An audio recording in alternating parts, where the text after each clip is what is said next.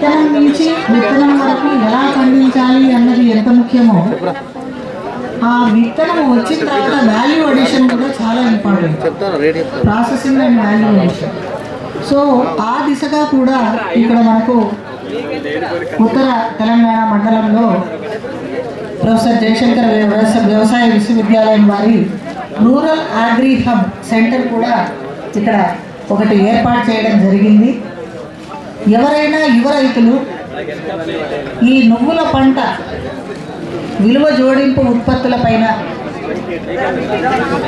ఒక enterprises start చేయాలనుకున్నా కూడా వారికి కావలసినటువంటి సహాయ సహకారాలు ఆ రూరల్ యాగ్ హబ్ నుంచి మీకు ప్రొవైడ్ చేయడం కూడా జరుగుతుంది అని తెలియజేయడం. ఎందుకంటే ఇవన్నీ మనము ఒకదాని తర్వాత ఒకటి చేస్తే కష్టం. ఉత్పాదకత పెరగడంతో పాటు రైతుకు కావలసిన ధర, అదేవిధంగా విలువ జోడించిన ఈ నువ్వుల ఉత్పత్తులను మనము దేశమంతటా కూడా మనం మార్కెట్ చేసుకోవడానికి ఆస్కారం ఉంటుంది.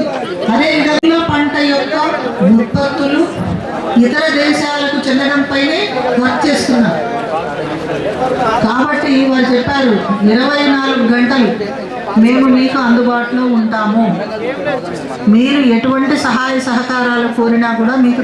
వారు మనకు ఇచ్చినటువంటి అవకాశాన్ని మనం అందిపుచ్చుకొని నువ్వుల పంటను ఇంకొంత ఏరియాలో, ఎందుకంటే మనం గత 2-3 ఏళ్ళుగా కూడా ఈ క్రాప్ డైవర్సిఫికేషన్ గురించి కూడా మనం మాట్లాడుకుంటున్నాము. అదేవిధంగా ఇప్పుడు అధిక సాంద్రత పద్ధతి, ముఖ్యంగా ఆదిలాబాదు, ఆసిఫాబాదు ఇక్కడంతా కూడా మనము ఈ సంవత్సరం చాలా పెద్ద ఎత్తున స్పెషల్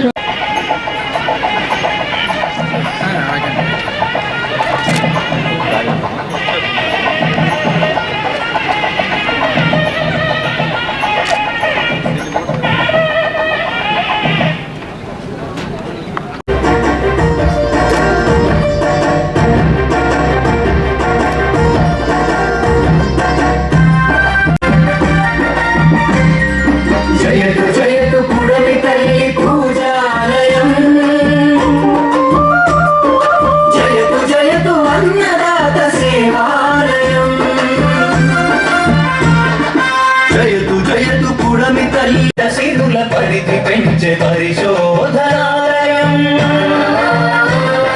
సాగుబడుల సంస్కృతి పొందించే గృహ విజ్ఞానాలయం. ఒక్కో విద్యార్థిలోన మొక్కవోని దీక్ష నింపి ఆకుపచ్చ సైనికునిగా తీర్చిదిద్దే శిక్షణాలయం. విస్తరణ ముప్పేటగా అల్లుకున్న అద్భుత విద్యాలయం. ప్రొఫెసర్ జయశంకర్ తెలంగాణ వ్యవసాయ విశ్వవిద్యాలయం. ప్రొఫెసర్ జయశంకర్ తెలంగాణ వ్యవసాయ విశ్వవిద్యాలయం.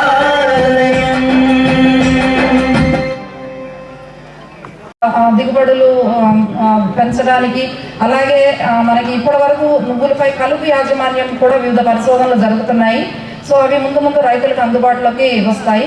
కనుక రైతు సోదరులందరికీ మరొకసారి విజ్ఞప్తి చేస్తున్నాము, ఈ కిసాన్ మేళాలో చాలా మంది శాస్త్రవేత్తలు వచ్చి అందుబాటులో ఉన్నారు. కాబట్టి దయచేసి మీరు ఈ ప్రోగ్రాం అయ్యే వరకు అంతా ఉండి శాస్త్రవేత్తలు చెప్పేవన్నీ కూడా మీరు కొంచెం జాగ్రత్తగా తీసుకొని తర్వాత మీ సందేహాలు ఏమైనా నివృత్తి చేసుకొని ఈ నువ్వుల పంటలో కూడా మంచి దిగుబడులు తీసుకోవాలని ఆశిస్తున్నాను. ఎందుకంటే నువ్వుల పంట చాలా విధమైన ప్రయోజనకారి అయిన పంట కాబట్టి తప్పనిసరిగా మీరు మీ సందేహాలు ఏమైనా ఉంటే శాస్త్రవేత్తల ద్వారా నివృత్తి చేసుకొని ఈ కిసాన్ మేళాని మీరు సద్వినియోగం చేసుకుంటారని ఆశిస్తూ మరి ఒకసారి ఈ ప్రాంతీయ పరిశోధన వ్యవసాయ స్థానం నుంచి మా అసోసియేట్ డైరెక్టర్ రీసెర్చ్ గారి తరఫున మీ అందరికీ ఇంకొకసారి హార్దిక స్వాగతం. సంవత్సరం నుంచి 2021-22 సంవత్సరం వరకు చూస్తే 1.08% ఉత్పాదకత పెరగడం జరిగింది. అదే మన తెలంగాణలో చూసుకుంటే 9% పెరగడం జరిగింది. అంటే మన తెలంగాణలో నువ్వుల పంటకి మంచి ప్రాధాన్యత ఉంది.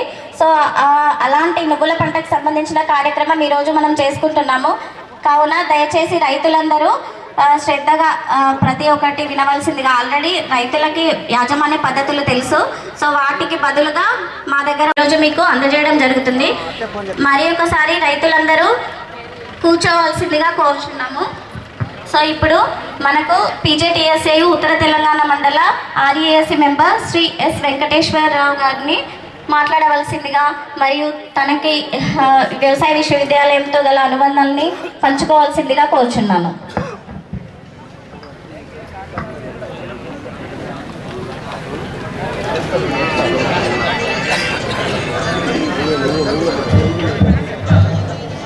Farmers, we don't have our daily bread.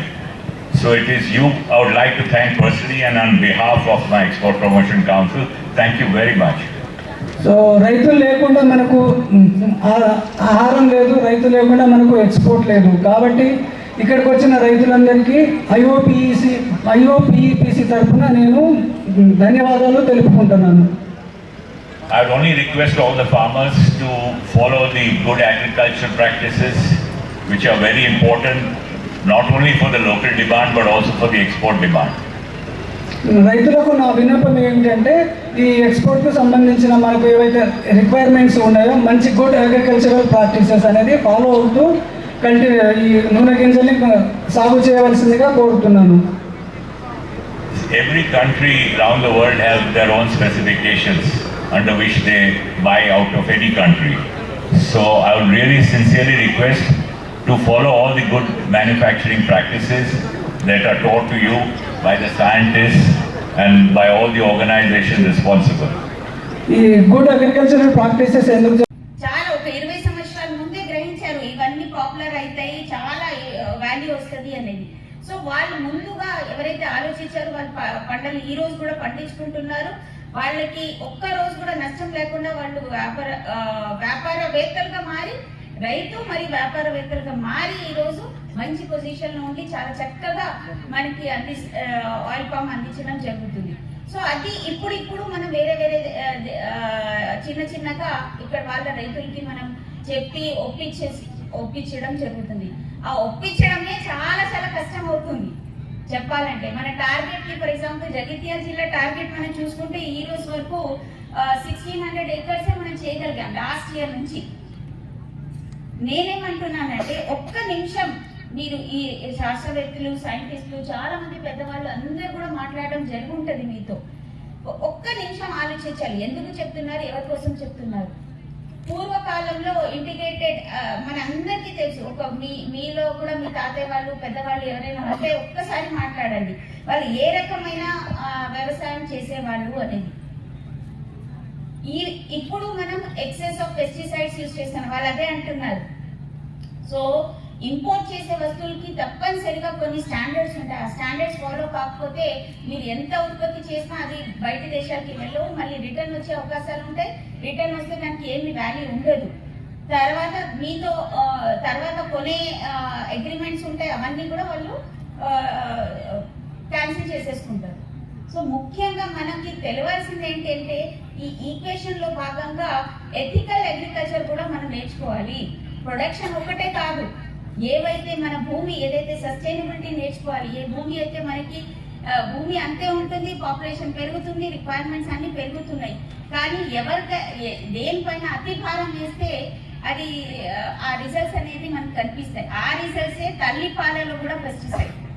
పుట్టిన బిడ్డకి కూడా మనం స్వచ్ఛమైన పాలు తాపించలేకపోతున్నామంటే ఇదంతా ఎందుకంటే మనం గ్రీడీనెస్ తో అదే విధంగా కొన్ని తెలిసి తెలియనట్టు యాజమాన్య పద్ధతులు ఏవైతే ఫాలో అవుతున్నామో చాలా వరకు ఎక్సెసివ్ యూజ్ ఆఫ్ పెస్టిసైడ్స్ కానివ్వండి, ఫంగిసైడ్స్ కానివ్వండి, ఇలాంటివన్నీ కూడా తగ్గించాల్సిన అవసరం ఉంది. లేకుండా అట్లీస్ట్ ఒక్క 2 ఎకరాలు ఉంటే 10 గుంటలైన దానిలో రకాలైన కూరగాయలు పండించవచ్చు. కావలసిన కోళ్ళు పెంచుకోవచ్చు, కావలసిన ఒక ఆవులు పెంచుకోవచ్చు. సో శుద్ధమైన అది మీ అందరికీ తెలుసు. గోంగూర కుంటికూర తీసుకోరమంటే ఉడుకుతున్నా మార్కెట్కి, అది దొరుకుతుందా లేదో కూడా తెలియదు. ఎందుకంటే అది ఏ రకంగా పండిస్తున్నారో తెలియదు. పాలకూర అని తెలియదు. మీరు స్వచ్ఛందంగా పాలకూర పండించిన దానికి మీరు షాప్ నుంచి తీసుకొచ్చేదానికి టేస్ట్ నేనైతే ఇమీడియట్ గా కనుక్కుంటా ఇది వేరే ఉంది అనేది. ఎందుకంటే ఇవన్నీ కూడా అంటే వ్యాపారంగా మార్చడం అంటే do not compromise with the health of so many people. నాకు తెలుసు కూరగాయల పైన ఎన్ని పెస్టిసైడ్స్ వాడతారు. ఒక బెండకాయ కూరగాయలు అనుకుందాం, 3 రోజుల్లో ఇంత పెద్దగా అవుతుంది. చిన్నప్పుడు దాన్ని స్ప్రే చేస్తారు పెస్టిసైడ్స్, కానీ దాని ఎఫెక్ట్ మోనోక్రోటోఫాస్ కానివ్వండి ఏదైనా కూడా దాని ఎఫెక్ట్ మినిమం 15 డేస్ ఉంటుందని మన అందరికీ తెలుసు. కానీ 3 రోజుల్లోనే బెండకాయ మార్కెట్కి వస్తుంది, మార్కెట్ నుంచి ఇంటికి వస్తుంది, ఇంటి నుంచి మన కడుపులోకి వెళ్తుంది. అంటే బేసిక్గా మనం చేసింది కర్మ అంటారు కదా, karma come backs to us. So మనం ఎలాగైతే నేచర్తో ఆడుకుంటామో then it comes back to us. నా రిక్వెస్ట్ ఏంటంటే ప్రతి రైతు కూడా దయచేసి ఇది మాత్రం పాటించాల్సిందే. సపోర్ట్ ఏదైతే గవర్నమెంట్ నుంచి సపోర్ట్ ఉంది దట్ ఈస్ ఆల్వేస్ అప్రిషియేటెడ్. కానీ మీ వంతు ప్రయత్నంగా ఒక్క 10 గుంటల్లో అయినా కూరగాయలు ఫ్రెష్ కూరగాయలు పండించుకొని మీ ఇంటి వరకైనా మీ చుట్టాల ఇంటి వరకైనా మీరు చేయాల్సిన అవసరం ఉంది. ఈ ప్రయత్నంలో భాగంగానే